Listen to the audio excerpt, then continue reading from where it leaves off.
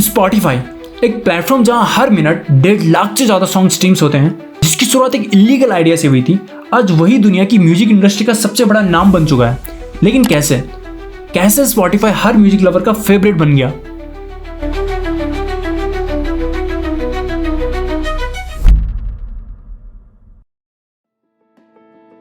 साल 2006 में YouTube के पास 100 मिलियन एक्टिव यूजर्स थे और वहीं एप्पल के पास उससे भी ज्यादा, लगभग 200 मिलियन एक्टिव यूजर्स। और ये दोनों ही दुनिया के सबसे बड़े डिजिटल म्यूजिक स्टोर थे। दोनों के पास पैसा और पावर थी और पूरे म्यूजिक इंडस्ट्री का कंट्रोल भी इन्हीं के पास था। और फिर आता है स्पॉटिफाई।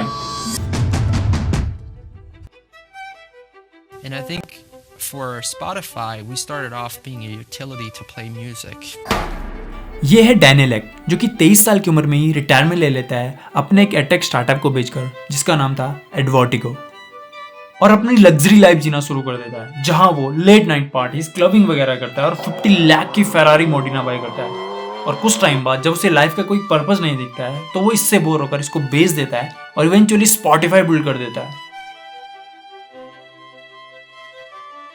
वो दौर था म्यूजिक पायरेसी का, जहां नैपस्टर करके एक म्यूजिक शेयरिंग वेबसाइट थी, जिसपे लगभग हर जॉनरा, हर आर्टिस्ट के सॉन्ग मिल जाते थे। लोग फ्री में म्यूजिक सुनना पसंद करते थे और नैपस्टर के वर्ल्ड वाइड लगभग 80 मिलियन एक्टिव यूजर्स हो गए थे। लेकिन फिर जब top music labels like Sony, Warner and universal music group को पता चलता है कि उन्हीं के कुछ एम्प्लॉइज पायरेसी के इस काम में शामिल हैं, तो उन्होंने नैपस्टर को लीगल नोटिस भेजे और केस हारने की वजह से जुलाई 2001 में नैपस्टर को ऑफिशियली बंद कर दिया गया। डैनियल, जो कि 13 साल की एज में ही अपना बिजनेस स्टार्ट कर चुका होता है, जहां वो लोगों के लिए वेबसाइट्स बनाता था और शुरुआती दिनों में $100 चार्ज करता था। इस तरीके से 22 की एज आते आते वो एक मिलियनर बन गया था। लेकिन इसी दौरान वो एक एडटेक कंपनी बनाता है, जिसे 1 साल से भी कम समय हुआ होता है, और वो इसे $1 मिलियन में सेल कर देता है। अब जब डैनियल के पास पैसा उड़ाने और पार्टी करने के अलावा कुछ नहीं था, तो उसे अपनी लाइफ पर्पसलेस फील होने लगी और बोर होकर के उसने अपने बचे हुए पैसों को सही जगह लगाने का सोचा। मार्केट में इस वक्त बहुत डिमांड है, और क्योंकि कोई पायरेट वे से जुड़ना नहीं चाहता, तो कोई भी आगे आकर एक अच्छी म्यूजिक साइट बनाना नहीं चाहता। म्यूजिक आर्टिस्ट और लेबल्स का पायरेसी की वजह से बहुत नुकसान हो रहा था और इंडस्ट्री काफ़ी लॉस में जा रही थी। डैनियल खुद फ्री म्यूजिक सुनना पसंद करते थे, लेकिन नैपस्टर और इसके जैसी अदर सर्विसेज बंद हो जाने के बाद उन्हें लगा क्यों ना इसका एक लीगल सॉल्यूशन निकाला जाए, जहां लोग म्यूजिक भी फ्री में सुन पाए और आर्टिस्ट और लेबल्स का भी नुकसान ना हो। कुछ दिनों के बाद डैनियल अपने दोस्त मार्टिन लॉरेंजन के साथ ये आइडिया डिस्कस करते हैं और निकल पड़ते हैं बेस्ट कोडर्स की खोज में। तुम सिलिकॉन वैली से टक्कर लेना चाहते हो? म्यूजिक सभी के लिए, और फिर हम बनाएंगे दुनिया का सबसे अच्छा म्यूजिक प्लेयर। टीम तैयार हो जाने के बाद ये सभी लोग स्पॉटिफाई के वर्किंग प्रोटोटाइप को बिल्ड करना स्टार्ट कर देते हैं, ताकि इसे दिखाकर वो सभी लोग लेबल से लाइसेंस और राइट्स ले सकें। स्पॉटिफाई का शुरुआती मॉडल बड़ा सिंपल और क्लेवर था। ये कुछ ऐसा था कि लोग बिना पैसा दिए म्यूजिक सुन सकें, और उस म्यूजिक के बीच बीच में एड्स आएंगे। इन एड्स से जो रेवेन्यू आता, उसका एक हिस्सा म्यूजिक लेबल्स को मिलता और उनके थ्रू आर्टिस्ट तक भी पैसा पहुंचता।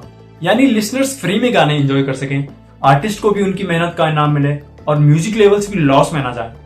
डैनियल एक का असली मिशन था म्यूजिक पायरेसी को रोकना, लोगों को एक ऐसा लीगल और सीमलेस ऑप्शन देना जहां वो आसानी से म्यूजिक सुन सके। लेकिन आयरनी तो तब हो गई थी जब स्पॉटिफाई ने अपना पहला वर्किंग प्रोटोटाइप बनाने के लिए उन्होंने खुद पायरेटेड वेबसाइट से गाने डाउनलोड करके उसे यूज़ किया था, ताकि आइडियाज़ को टेस्ट कर सके। यानी शुरुआत उसी चीज़ से करी थी जिसे वो एंड करना चाहते थे। महीनों की मेहनत के बाद फाइनली स्पॉटिफाई का पहला वर्जन तैयार होता है। टीम ने छोटी छोटी डिटेल्स पर बहुत ध्यान दिया था और इसका रिजल्ट क्लियरली दिख भी रहा था। यूआई काफ़ी सिंपल और अट्रैक्टिव था।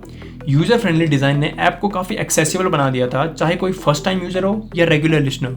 ऐप के अंदर जाते ही आपको अलग अलग आर्टिस्ट की प्लेलिस्ट मिलती थी। सर्च बैनर काफी फास्ट और रिस्पॉन्सिव था, जो ढूंढो तुरंत मिल जाता था। साथ ही एल्बम्स वेल ऑर्गेनाइज थे और म्यूजिक जॉनर्स भी क्लियरली कैटेगराइज थे। चाहे आपको पॉप सुनना हो या क्लासिकल, सब कुछ एक ही जगह अवेलेबल था। एक तो उस टाइम पर इंटरनेट स्पीड इतनी अच्छी नहीं होती थी, लोग 2G या स्लो ब्रॉडबैंड पर म्यूजिक सुनते थे और बफरिंग एक कॉमन प्रॉब्लम थी। लेकिन स्पॉटिफाई ने इस इशू का एक स्मार्ट सॉल्यूशन निकाला था। स्पॉटिफाई का पहला वर्जन एक ऐसा फीचर लेके आया था जो टॉरेंट टेक्नोलॉजी से इंस्पायर्ड था। जैसे आप कोई गाना प्ले करते, वो पूरा सॉन्ग एक साथ डाउनलोड नहीं करता था, बल्कि उस गाने को छोटी छोटी पार्ट्स में तोड़कर अलग अलग सर्वर से डाउनलोड करता था। अब इसका फायदा ये होता है कि सॉन्ग प्ले करते ही तुरंत स्टार्ट हो जाता बिना किसी बफरिंग के। जब तक आप सॉन्ग सुन रहे होते बैकग्राउंड में बाकी पार्ट साइलेंटली डाउनलोड हो जाते थे। मतलब स्लो इंटरनेट होने के बावजूद भी म्यूजिक एक क्लिक पर इंस्टेंटली प्ले हो जाता था। और ये टेक्नोलॉजी उस वक्त के हिसाब से काफी एडवांस थी और इस तरीके से स्पॉटिफाई ने यूजर एक्सपीरियंस में सबसे आगे रहने का रास्ता बना लिया था। लेकिन अब डैनियल एक और उसकी टीम के पास ऐप तो था, यूजर्स भी एक्साइटेड थे, पर रिकॉर्ड लेवल से राइट्स लेना काफ़ी मुश्किल हो रहा था। डैनियल बार बार मीटिंग्स करते, हर रिकॉर्ड लेवल को समझाने की कोशिश करते कि उनका फ्रीमियम मॉडल कैसे काम करता है, पर जहाँ भी वो फ्री म्यूजिक का आइडिया बताते लेवल्स तुरंत डील से हट जाते। उनका कहना था म्यूजिक फ्री कैसे हो सकता है। वो चाहते थे कि स्पॉटिफाई उनके गाने के पर प्ले बेसिस के हिसाब से पैसा दे। इस टेंशन को बैलेंस करने के लिए स्पॉटिफाई ने एक नया मॉडल इंट्रोड्यूस किया जो कि था प्रीमियम मॉडल। यहाँ से स्पॉटिफाई ने डिसाइड किया कि वो अपनी एड रेवेन्यू और प्रीमियम मेंबरशिप का 70% हिस्सा डायरेक्टली म्यूजिक लेबल्स और राइट होल्डर्स को देगा। इस तरीके से इस मॉडल ने एक मिडिल ग्राउंड क्रिएट किया जो कि यूजर्स के लिए अफोर्डेबल था और लेबल्स के लिए प्रॉफिटेबल। और फाइनली जब म्यूजिक राइट्स मिल गए तो 7 अक्टूबर 2008 को स्पॉटिफाई को ऑफिशियली लॉन्च कर दिया गया था और केवल 7 सालों में इसके 77 मिलियन यूजर्स हो गए थे और कंपनी की वैल्यूएशन $8.53 बिलियन हो गई थी। लेकिन जैसे जैसे स्पॉटिफाई ग्रो कर रहा था वैसे वैसे म्यूजिक लेबल्स और रिकॉर्ड स्टूडियोज उस पर प्रेशर बनाने लगे। उनका कहना था फ्री वर्जन से कुछ फीचर्स हटा दो ताकि उन्हें ज़्यादा फायदा हो सके। स्पॉटिफाई पर सिर्फ कंपनीज ही नहीं, अब इंडिविजुअल आर्टिस्ट भी उंगली उठाने लगे थे। उनका कहना था कि स्पॉटिफाई की वजह से उनकी म्यूजिक की वैल्यू गिर रही है और साथ ही रिवेन्यू भी। लेकिन असली प्रॉब्लम तो कहीं और थी। ज़्यादातर रिवेन्यू स्पॉटिफाई नहीं बल्कि रिकॉर्ड लेबल्स और कंपनीज कहा जा रही थी। कॉन्ट्रैक्ट्स ऐसे थे जहां ओरिजिनल आर्टिस्ट को सिर्फ 15% रेवेन्यू ही मिलता था, बाकी का सारा लेबल्स ले जाते थे। स्पॉटिफाई में म्यूजिक लेबल्स के शेयर थे, इसीलिए जैसे जैसे प्लेटफॉर्म ग्रो कर रहा था उनका प्रॉफिट भी बढ़ता जा रहा था। लेकिन ओरिजिनल आर्टिस्ट के लिए ये ग्रोथ किसी फायदे की नहीं थी, उनका रेवेन्यू तो और भी गिरता जा रहा था। ये सब देखकर Taylor Swift, Metallica, the Beatles जैसे कई बड़े आर्टिस्ट ने अपना स्टैंड लिया, स्पॉटिफाई से सॉन्ग्स हटा दिए, डील्स कैंसिल कर दी। यहाँ तक कि टेलर स्विफ्ट ने मीडिया इंटरव्यूज में कहा कि my music is not a charity. लेकिन इसका कुछ उल्टा असर हो गया। पहले उन्हें कुछ पैसा मिल भी जाता था लेकिन अब उन्हें $1 भी नहीं मिल रहा था और उन्हें आखिर में स्पॉटिफाई पे वापस आना पड़ गया। हद तो तब हुई जब कुछ हैकर्स ने स्पॉटिफाई के सिस्टम का लूपहोल पकड़ लिया था। वो टारगेटेड आर्टिस्ट के गाने को छोटे छोटे पार्ट्स में बार बार आर्टिफिशियली स्ट्रीम करने लगे थे। स्ट्रीमिंग नंबर्स बढ़ने लगे लेकिन पैसा असली आर्टिस्ट के हाथ नहीं आ रहा था क्योंकि स्पॉटिफाई का मॉडल बड़ा सिंपल था। सब्सक्रिप्शन का पैसा टोटल स्ट्रीम्स के रेशियो के हिसाब से सब आर्टिस्ट में बांट दिया जाता था। तो जितने ज्यादा फेक स्ट्रीम्स होते थे उतना ज्यादा आर्टिस्ट का हिस्सा छिनता जा रहा था। आर्टिस्ट गुस्से में थे लेकिन वो कुछ कर भी तो नहीं सकते थे क्योंकि सिस्टम उनके कंट्रोल में नहीं था। इन सब केओस के बीच भी स्पॉटिफाई ग्रो कर रहा था क्योंकि चाहे जितनी भी फेक स्ट्रीमिंग हो अपना 30% रेवेन्यू स्पॉटिफाई ले ही रहा था। लेकिन प्रॉब्लम ये थी कि बाकी का 70% अभी भी म्यूजिक लेवल्स खा रहे थे। तो स्पॉटिफाई के लिए बिजनेस सस्टेनेबल तो था लेकिन ट्रूली प्रॉफिटेबल नहीं था। और यहाँ से आता है स्पॉटिफाई का नेक्स्ट मूव। मई 2015 में स्पॉटिफाई ने क्वाइटली अपना प्राइवेट पॉडकास्ट स्पेस लॉन्च किया। यहाँ गेम बदल गया।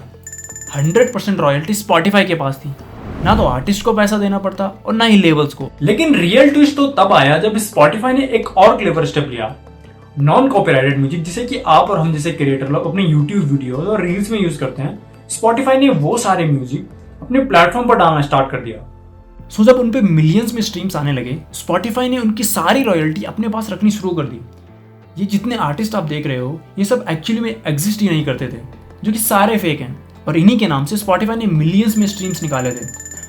और एज अ रिजल्ट उनको मीडिया एंड पब्लिक एलिगेशन का सामना करना पड़ा, जिसके बाद वो एक बड़ा क्लीन अप प्रोग्राम चलाते हैं जिसमें कि इस टाइप के सारे म्यूजिक को प्लेटफॉर्म से हटा दिया जाता है। लेकिन इसके बावजूद भी बहुत सारे सॉन्ग्स को अभी भी प्लेटफॉर्म पर रखा जाता है। स्पॉटिफाई का बिजनेस मॉडल काफी सिंपल रखा गया है जिसमें कि वो सबसे पहले कस्टमर्स को फ्री म्यूजिक के लिए अट्रैक्ट करते हैं।